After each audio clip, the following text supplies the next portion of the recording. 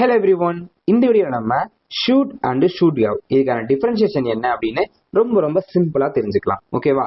First பாருங்க, நீ போக வேண்டும், அதாவது யூ ஷுட் கோ.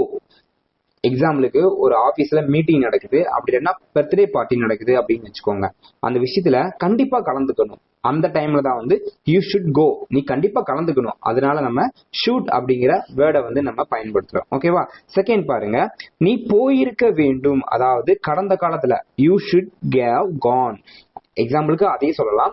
ஒரு பர்த்டே பார்ட்டி நடக்குது அப்படின்னா அதுல நம்ம கலந்துக்கிற முடியாத சூழ்நிலை ஏற்பட்டுரும். அப்போ ஒருத்தவங்க சொல்லுவாங்க, நீ போயிருக்க வேண்டும், யூ ஷுட் ஹேவ் கான்.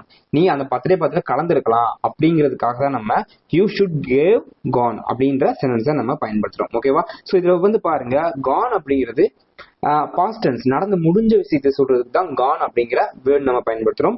கோ அப்படிங்கிறது வந்து பிரசன்ட் டென்ஸ். ஓகேவா? நடந்துட்டு இருக்க விஷயத்துக்கு நம்ம கோ அப்படின்ற சென்டென்ஸை பயன்படுத்துறோம். ஓகேவா? ஸோ உங்களுக்கான கொஸ்டின், நீ விளையாட வேண்டும், நீ விளையாடி இருக்க வேண்டும். ஓகேவா?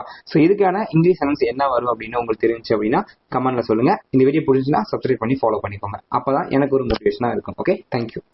முடியாதது ஒன்றுமே இல்லையே, படியாக்கலாம் தனிகளின்